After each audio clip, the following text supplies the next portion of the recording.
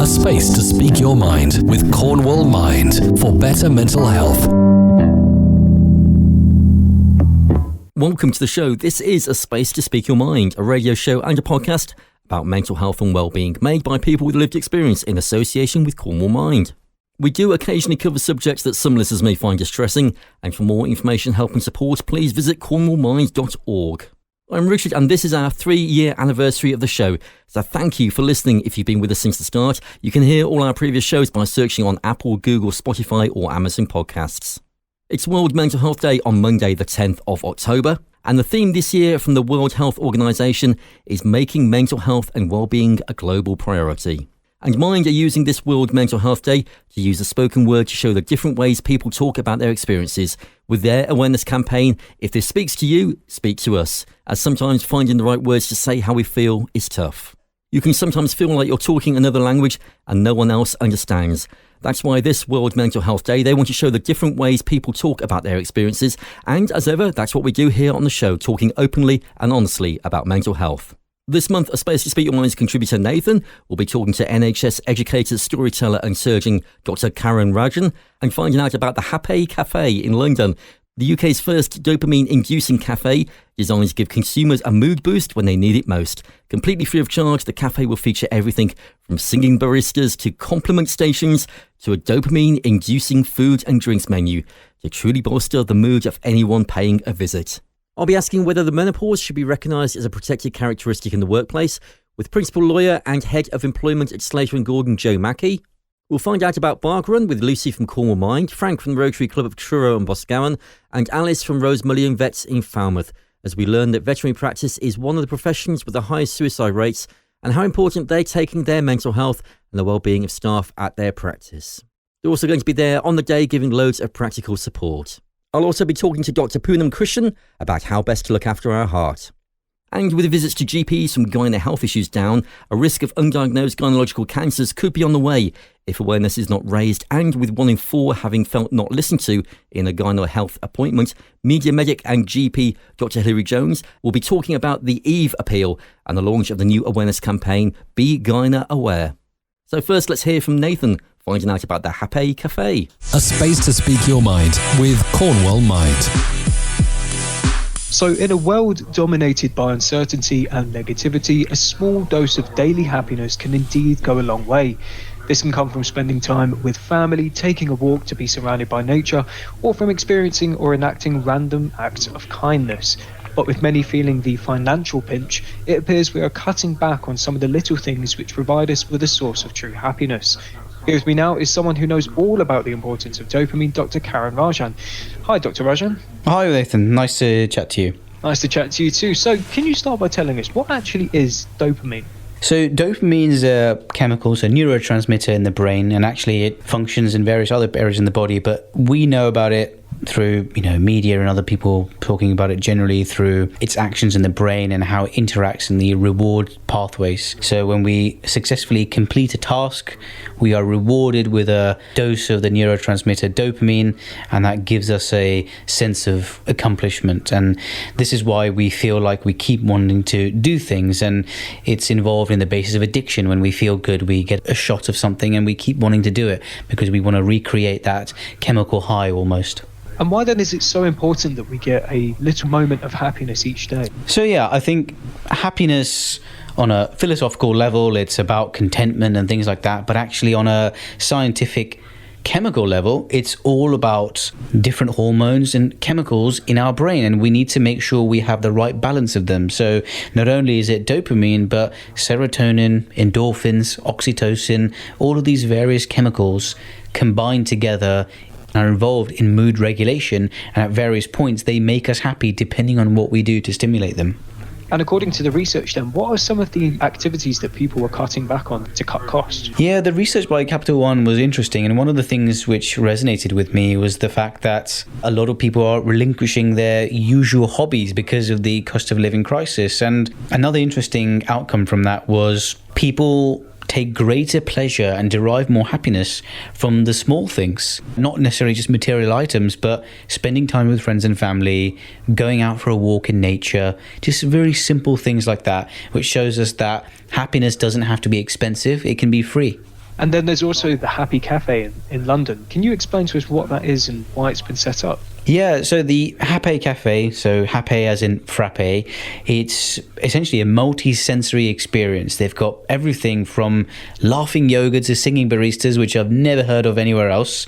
And you go there and they've got a compliment station where someone says nice things about you, and the singing baristas can come and give you some free hot chocolate or various other teas and drinks and all sorts of cakes as well. So essentially all of this is free, and it's in London for a couple of days, and you go there and you can enjoy the food and drink and just basically laugh and be happy. So it sounds pretty incredible.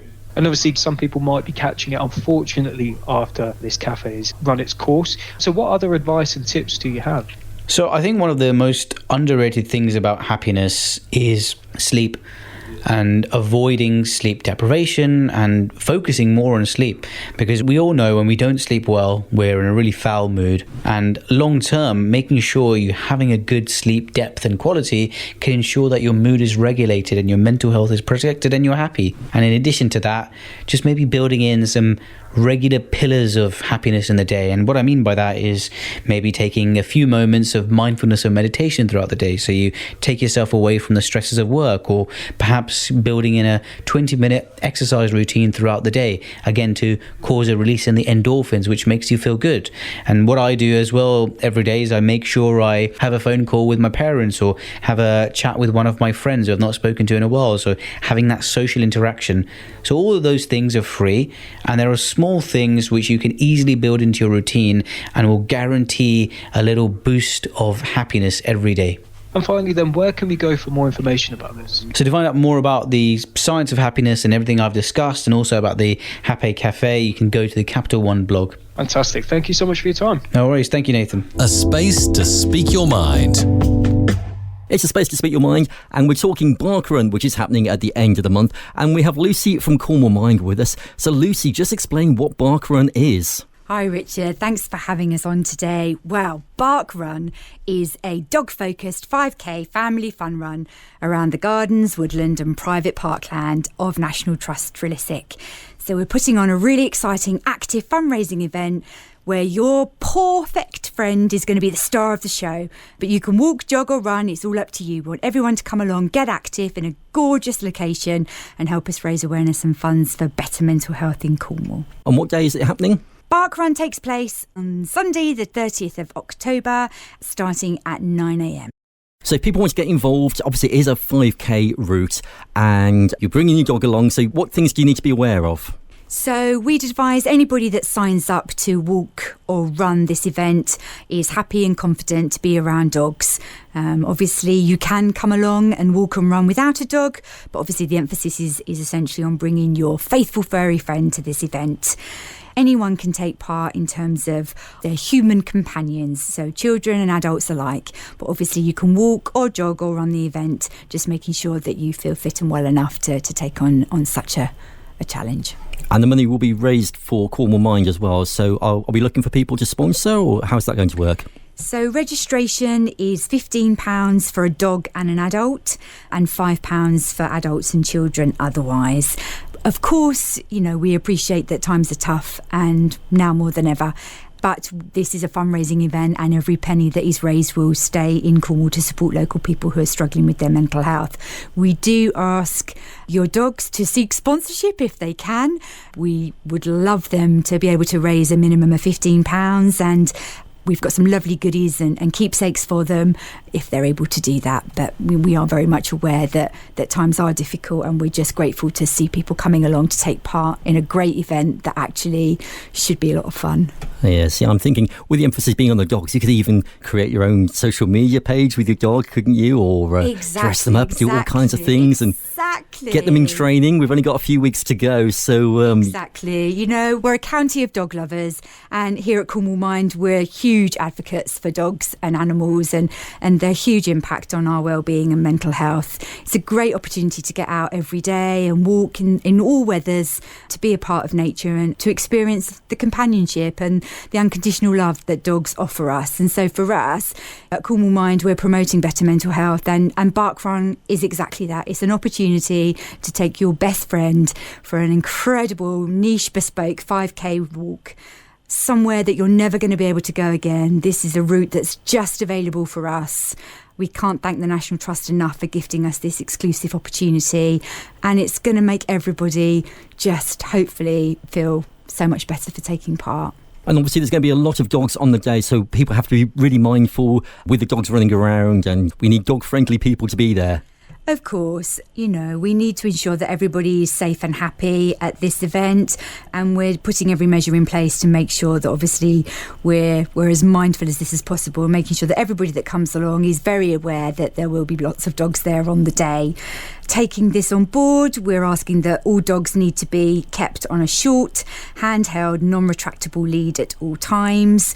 All dogs have to be under the control and ownership of an adult at all times, and ensure that obviously any children that are with them are just very aware that we are in the presence of dogs at all time. We've got marshals and veterinary teams on board to keep everybody safe and aware, and plenty of space for everybody to keep a bit of distance, especially at the start line, just to try and obviously ensure that everybody gets off on the right paw, as I should say. And it will be a staggered event as well, so not everyone will be running at exactly the same time, just to give a little bit of space between the people and the dogs that are running. Absolutely. We're going to let our runners start first, so there will be staggered waves, so not everybody will start at the same time. So the runners will set off first, and obviously we'll identify our walkers, and they'll go at another time. So once we've got our final numbers, we'll keep everybody informed in terms of their start time, just to ensure that obviously everybody's got enough space at the beginning to set off on a comfortable route. And because the dog is going to be the star of the Barkrun, they're going to get some treats at the end, aren't they? Gosh, this has been the best part of the job for me, really. I love dogs, and I'm thrilled that we're going to be giving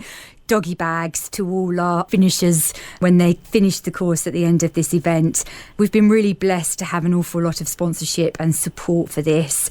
So the dogs are going to get a gorgeous bag, courtesy of Waitrose, full of treats. Sea Salt have been really kind and are giving us another gift to put into that bag. We've got medals for our youngest supporters, and hopefully some other little things that we're working on now, just to make sure that everybody leaves feeling that they've had a really nice time and proud to have achieved something really exciting. And we've also got Alice, who's a senior vet at Rosemullion. So Alice, thanks for being here in the studio as well. Why have the practice got involved with Barkrun? So we're really, really excited to be part of Barkrun this year. We wanted to get involved because mental health is such a huge topic for everybody these days, I think, not only from a personal point of view, but also from a professional point of view. The veterinary profession suffers, as everyone does, from mental health issues, but the suicide rate is actually 4 times higher in the veterinary profession than it is in any other profession. And so it's really important to us, and it's something as a practice that we support all our staff with in various ways. And so when Lucy approached me, if Rosemullion could help to be sponsoring the Barkrun, we thought it was such a wonderful fit, because obviously from the veterinary side of things with the dogs and being able to offer support with doggy first aid and advice with regards to how we could run the event. We all know how good dogs are for our mental health in our profession.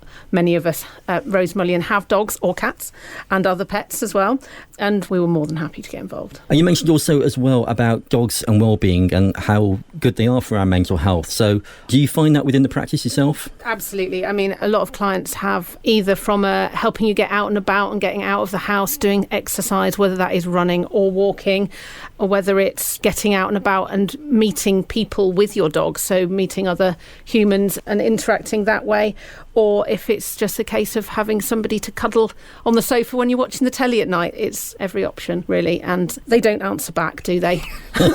Really? well, they do. Mine answer back quite a lot, so they do have their own way of letting us know when they want something. You mentioned as well mental health as vets, as a profession, poor mental health. How is that addressed within your practice and through the training that you have? So we have a mental health wellbeing champion, and several of them throughout the practice. So we have training for people, members of the team, as well as the management of the team. We have access to some health assured company for free counselling if that's what we need. We do an awful lot of check-ins with our staff all the time about how everyone's doing, and it's just that we are very aware of it and we talk about it a lot. So obviously it is a very challenging occupation, and so many decisions being made day by day, and so much that you have to deal with as well, isn't it? It is, and I think sometimes it's the emotional highs and lows that is some of it. You know, you can go from one appointment being a really difficult conversation about quality of life to the next appointment celebrating a brand new member of the family. And that emotional yo-yo can be quite wearing for the team.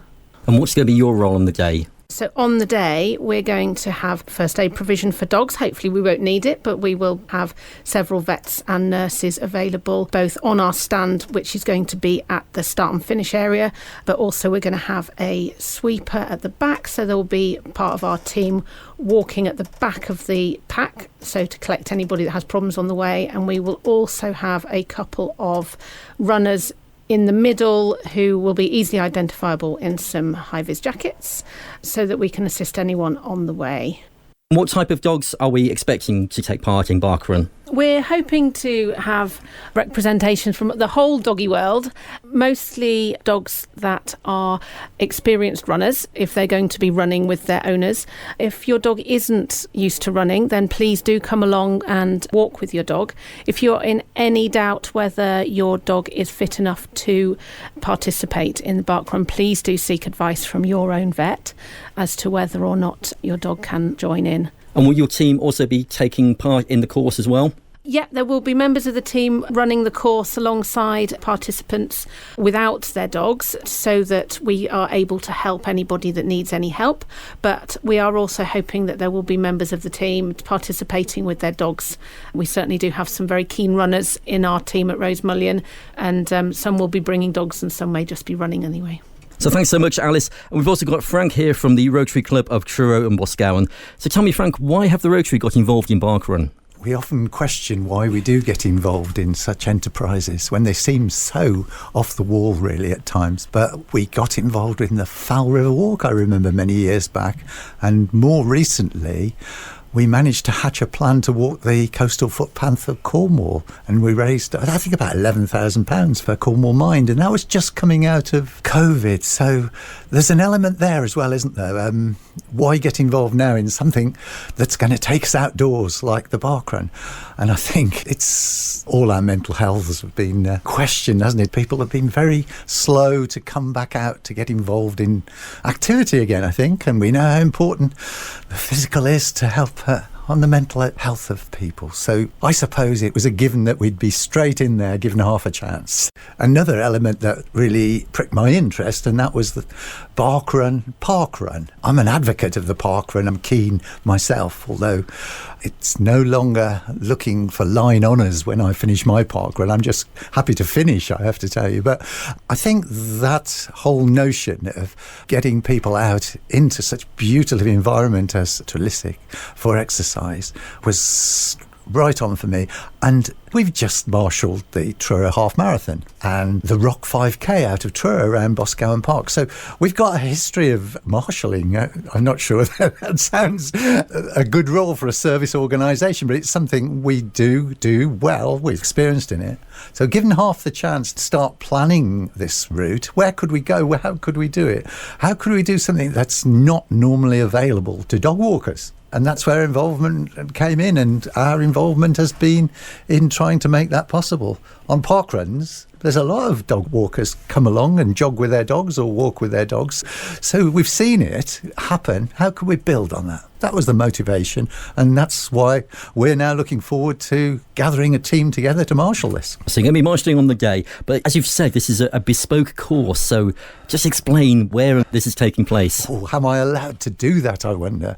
It's quite interesting because the staff at National Trust at Truro have worked really hard with us to be able to make, for one day only, something that will be special. I'm going to whisper about dogs going into the gardens, but we are being allowed to do that for a certain amount of time when the garden's closed. And we're also going to be using an area of fields of parkland that has normally not been available to the general public. So linking that all together into a 5K circuit Wow, that's a real bonus. So this is quite exciting. So people won't have been on this route before. It's like a one-off. And it's starting at the stately Trelisk House, isn't it? And you're going through some woodland as well. Explain exactly where the route takes you. I'd love to, but I haven't done it myself yet. It's that new, but it's going to take us across the road into some fields that are normally leased from the Trust to use with farming, but these have changed usage, and now the Trust is quite keen to see some activity. So there'll be some areas that have never been walked before by the general public.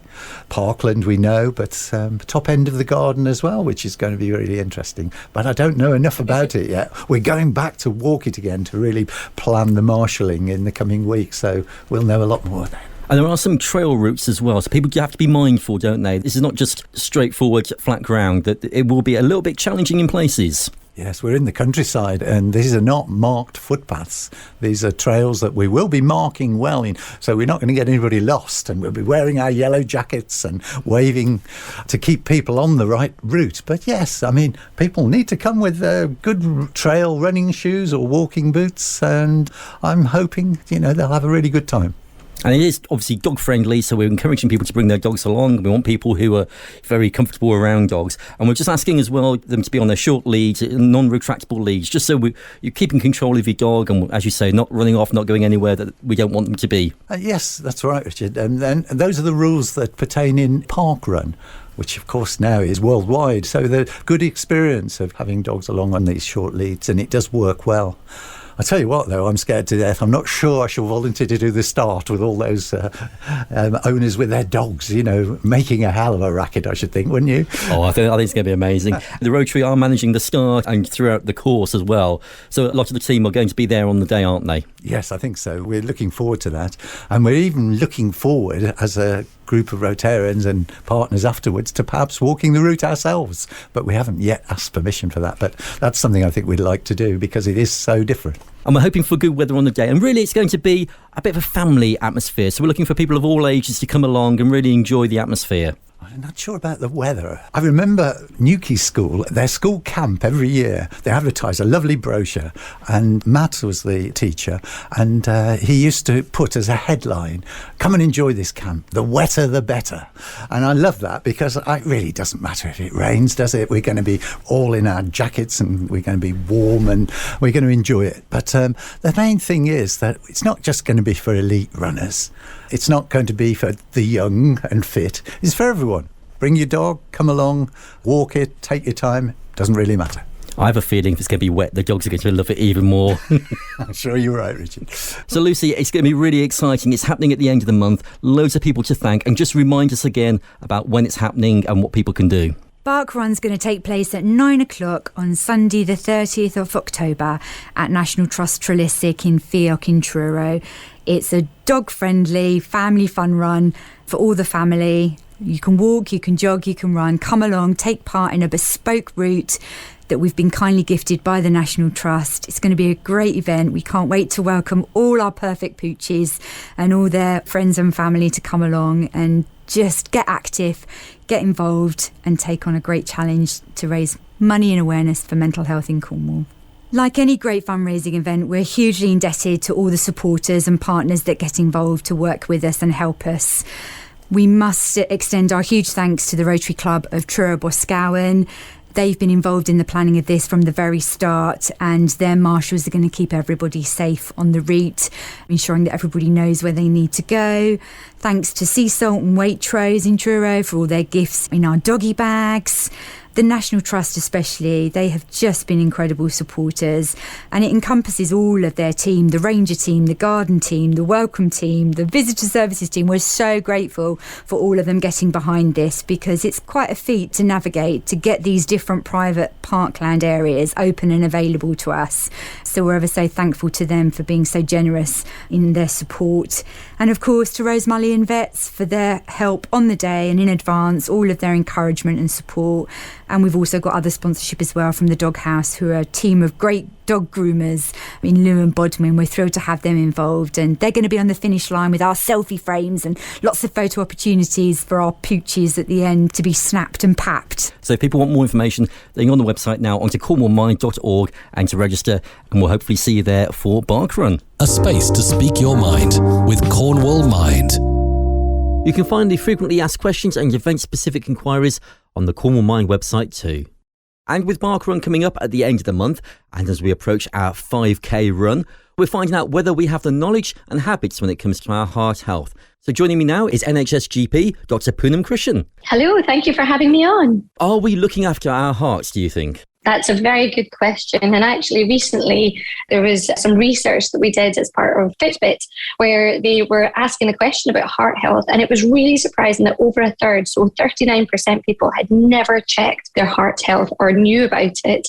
And increasingly, we're seeing this more and more, that people aren't as informed about what they should be looking out for and what that even means. So what kind of things should we be looking out for? So looking after your heart health, I think what we forget generally is that the heart is the most powerful and important organ of the body. It is responsible for pumping all that blood round to every single tissue in the body, through which we get our oxygen and nourishes us. But the moment that you let that slip and you're not addressing it, and the thing is that when you are young and otherwise active and fit, you're not thinking about the consequences of your heart 40, 50 years down the line. And it's really about, no matter what age you are, learning about why your heart is important and learning that it is a muscle, that it needs constant daily work every single day, and learning to do that. So that is through lots of different lifestyle factors, things like, your diet, your fitness, your sleeping, stress management, and as well as other ways to be able to check in on what your heart's doing, something that we ignore a lot.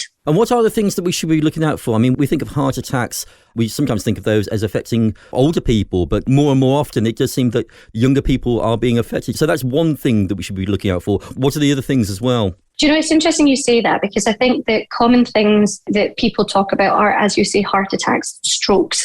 And we know that people are familiar with those terms. But when it comes to younger people, there's other conditions that can affect the heart. For example, we know that 1 in 4 people aged over 40 will suffer from a rhythm disturbance of their heart called atrial fibrillation. And often this can come without any symptoms, but can be the risk factor for developing strokes or having heart failure later down the line.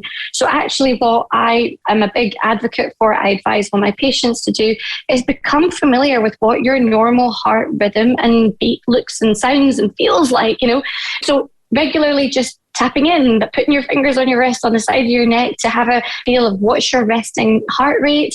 Is it regular? Tap it out. And I think that the more you become familiar with what your normal is, the faster you can detect when something's abnormal. Now, there's lots of people are using tracking devices, which I, again, am a big fan of, because lots of young people don't necessarily have the time to sit and really check in on what their heart's doing. So tracking devices are a great way of doing that.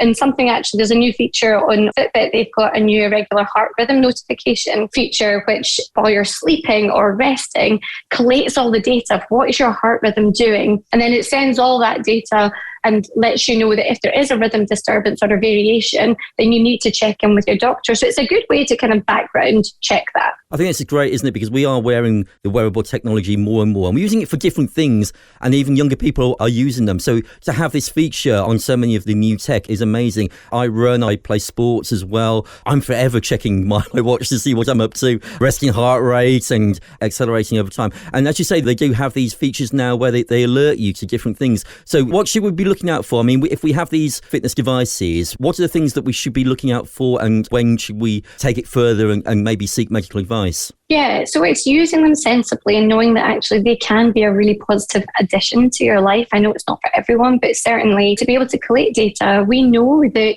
good sleep hygiene is linked to better heart health and long-term heart health. We know that fitness is really helpful, and for some people it might be that they're engaging in high intensity workouts every day. For other people it might be just gauging how many steps they're doing. All movement is great, but these devices are very helpful in that they can alert you if something is out with the normal range. And because it's collecting that data all the time, I have patients regularly who will bring in the numbers. I had somebody recently who wore a fitness device and were like, my heart rate for the last couple of weeks is consistently just 120, and it used to be around 80, 90. And then that sparked off us being able to do some investigations and to check them out to make sure that they were okay. But I think that had they not had that, they wouldn't perhaps have known about it and therefore could have ended up in a bit of a pickle later on down the line, potentially developing something more serious. Heart rate definitely something we should be monitoring, especially as we are doing exercise. And what other early signs should we be aware of that can indicate issues with our cardiovascular system? Yeah, so it's making sure that your heart rhythm is kind of regular. So now an average heartbeat is around 72, but anything between 60 to 100 beats per minute is normal. And if anything exceeds that, or indeed if you develop any symptoms, for example, feeling short of breath, feeling dizzy, anything like that, then obviously that is a trigger to seek medical help. I mentioned earlier about this condition called atrial fibrillation, and I do think that we need to raise awareness about some of these conditions that are very common, as it affects 1.4 million people in the UK. 1 in 4 of us is going to get that over the age of 40 in our lifetime. Then do you know what? Education is everything. So I guess just becoming familiar with what your health is doing and be vigilant. Make sure that you're nourishing yourself in every way, from everything down to your sleep. Quality as well as quantity, making sure that you're sitting less and moving more, making sure that you are controlling any triggers like stress management and anxiety management, and eating well. Yeah, so these are all kind of factors we need to consider if we're having bad sleep or other things that are going on. The heart rate and these kind of measurements are really the first sign that something's not right and we should really be taking notice of it. Address it, yes. Root cause is everything. If we can get to the bottom of what the problem is, and you want to address it, because we're never present enough. Life is very busy these days, 24/7. Everyone's go, go, go. You don't stop to actually think about what am I going to be like in 20, 30 years' time. And you don't want to wait to that time. Prevention is always better than cure. And starting today by tapping into going, well, what is my health like? What's my fitness like? Is there any area of my lifestyle that I can improve? If you're a smoker, for example, cutting down on that, there's lots of help and support available within the NHS to do that. If you're drinking alcohol, moderation is key. The point being that there's lots of different things within our lifestyles that all of us, myself, you, everyone can work on. But it's starting today, and it's promising and giving yourself a pledge of one actionable thing that you can make a conscious change over for future better heart health. I think there's lots of things for people to think about there and lots of information. So if people want to find out more, where can they go to? So if you want to find out more about some of the conditions I've spoken about, the NHS website is always a brilliant place to start. And in terms of learning about the irregular heart rhythm notification feature or some of the tracking features we've spoken about today, then Fitbit website has lots of amazing information. Thanks so much. That's NHS GP, Dr. Poonam Krishnan. Thank you so much for being here today. A space to speak your mind. It's now time to find out about the Eve Appeal and the launch of the new awareness campaign, Be Gynae Aware, with the Space to Speak Your Mind's contributor Emma and Dr. Hilary Jones. The number of women and people with gynae organs raising red flag gynecological concerns with their GP has reduced by almost a fifth since before the COVID-19 pandemic, according to new data. That's why GSK, in partnership with the Eve Appeal, is launching Be Gynae Aware, a new campaign to raise awareness of gynecological health to help people understand what is normal for them and to feel confident visiting their doctor for advice if they have concerns. Here with me now to discuss this further is Dr. Hilary Jones. Dr. Hilary, can you start by outlining what these red flag concerns are? There are a number of symptoms that could point towards something serious relating to a woman's gynecological health. It could be bloating, it could be pain in the back, it could be abnormal bleeding, either before or after the menopause. It could be any lumps, bumps, or irritation or discharge. Anything like this that is out of the normal for that woman or the person with gynecological organs should really be talked about with the doctor. A consultation should be achieved because we know that the red flag symptoms, which are associated with more serious things, if they're neglected, will probably have a worse outcome and the woman will be suffering for longer unnecessarily. So it's really important that we make that gynecological health consultation as straightforward, as easy, as unembarrassing, and as simple as possible, with the woman feeling confident and totally in control of the consultation and any examination that might be necessary. So why is it important people know more about this? Because we know that, as you said in your introduction, there's a fifth less women are coming forward than before the pandemic to report these kind of symptoms. Now, that means that the diagnosis is being delayed and patients are suffering symptoms for longer, which will be inconvenient and uncomfortable and perhaps concerning. So it's important that women feel empowered, that they have the wherewithal to have the confidence to make the appointment, to know what's expected during the appointment, to know what's going to happen after the appointment, and what the follow-up, if any, is going to be required. And if we can take away that feeling of anxiety, of shyness, of embarrassment, especially with people with extra barriers such as cultural or religious issues, then we will be able to help women in a much better and more efficient way than we're currently doing. So that's what the Be Gynae Aware campaign is all about. And there are some excellent ways of empowering women on the website. There are sort of illustrations that women can use to point out exactly what they're talking about in terms of their anatomy with the doctor. It talks about chaperones and the right to have a chaperone with you at an examination, what happens during the examination, how you stay in control, giving you time and space, and all these things hugely reassuring for a woman who thinks she might need to discuss something with her doctor. So what should people be doing if they notice the red flags? They should get on the telephone to their GP surgery and ask for an appointment, whether it initially is offered online or in person, but not hesitate to make that call. You can find out what those red flag symptoms are on the website. There are discussion guides for both the patients and healthcare professionals about making things as straightforward as possible.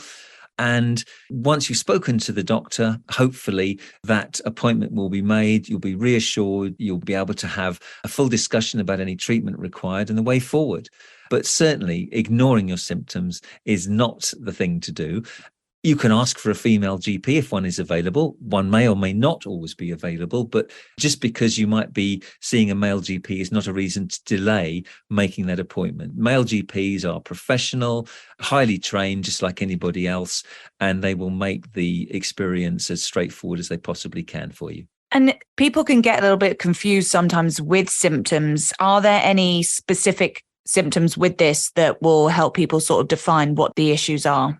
Yeah, there's a checklist on the website. But basically, if you were experiencing any kind of abnormal bleeding, gynecological bleeding, if your periods were heavier, more irregular, if you had bleeding after making love, if you had bleeding after the menopause, these things would be things that needed to be investigated. If you had any blood in a discharge, you would want to know about your cervical status, for example. If you had any lumps or bumps, you would want to get that checked out because people can get cysts anywhere. If you had abdominal bloating or backache, could point to something to do with your ovaries. So these kind of symptoms, there's a whole checklist there, but it's really about anything that's not normal for you, anything that is out of the ordinary. Get it checked out. That would be my recommendation. And finally, where can people go for more about this information? So the website to go to is the eveappeal.org.uk/Be Gynae Aware. Thank you very much, Dr. Hilary. That was our chat about the launch of the new campaign, Be Gynae Aware. Thanks, Emma. Thanks to Emma and also to Dr. Hilary Jones for joining us here on the show today. A space to speak your mind with Cornwall Mind. Menopause is something that can't be helped and is still often labelled as a taboo subject and not openly talked about or recognised in the workplace. Perhaps surprisingly, 29% of middle managers said they couldn't name 5 symptoms of the menopause. In fact, 49% of women who were in employment at the time they went through the menopause said they didn't feel comfortable enough to tell their line manager about it. Reasons as to why include the manager being male, having no policy in place to support women going through the menopause, and also feeling embarrassed. For health policies for women in the workplace, 53% of middle managers who are managing women say their company doesn't have a policy, but disappointingly, as little as 24% of women aren't aware that their workplace has formal policies in place to support women's health, including menstruation, those trying to conceive, post-birth, miscarriage and pregnancy. A third admitted they wanted to leave their job due to lack of support while they went through the menopause at work. And shockingly, 13% said they'd been subjected to jokes, ridicule or unwanted banter about their menopause in the workplace. And even 6% had their employer either terminated their employment or placed them on an improved plan due to their menopause symptoms. So I'm joined by Joe Mackey, who's the principal lawyer and head of the employment law team at Slater & Gordon. So we're asking, should the menopause be recognised as a protected characteristic in the workplace? And there's been research carried out about the way the menopause affects women in employment. So, Jo, what were the main findings from those questions about their experiences? So we found, first of all, that there's about 3.5 million women in the UK female workforce who are affected today by menopause symptoms. And more than a third of them are having to take off work time, either unpaid leave or taking holiday rather than any other leave, because they're having symptoms of menopause and it's interrupting how they work. So things like hot flushes, brain fog, and the fatigue that can sometimes go with menopause. And what are the actual legal rights women do have when they're experiencing menopausal symptoms at work? So this is where it's a bit difficult, because at the moment, there aren't really any, though what we are seeing is an evolution of employment law. There's a great piece of legislation called the Equality Act, which protects you at work if you have what the law calls a disability. So things that would be a disability instantly would be things like MS or cancer. But what we're seeing is, and we've just won a case on this, the definition of disability is being extended to symptoms that affect you while something else is going on. It doesn't have to be particularly long lasting. Over a year is usually the case. But so the case we've seen is of a woman who, she was humiliated at work. She was bullied and picked on for having hot flushes and going very red and all the symptoms that go with that, and feeling very tired. And I think she took a bit of time off. She had to get up from her desk to go and get drinks of water or go outside to get cool. And people really took the mickey out of her. They really bullied her about it. And she brought a claim and we won that case. So the law is changing so that if you have a symptom that's related to menopause that doesn't put you on an equal footing with other people at work, you can consider that as something to give you some protection against bullying, harassment. And it's not okay to take the mickey out of you at work because you're having symptoms of menopause. That's the lesson. And from what you're saying there, the way women are made to feel can also affect their mental health too. So what can companies and employers do to improve women's health? You're absolutely right. It affects their mental health. It can be very depressing to have that happen to you at work. And that's what we've seen time and time again. Women feel humiliated and belittled and they just don't want to go back to work. So the businesses, about half of businesses in the UK now have a menopause policy. I'd encourage all businesses to get one as soon as they can, because the law is changing and protection is arising just because of awareness of cases that, quite slow moving through employment tribunal. And that does bring case law. So business needs a policy in place which tells managers how to deal with things, says who employees can speak to, and gives that framework that businesses need for how to deal with something like symptoms of menopause.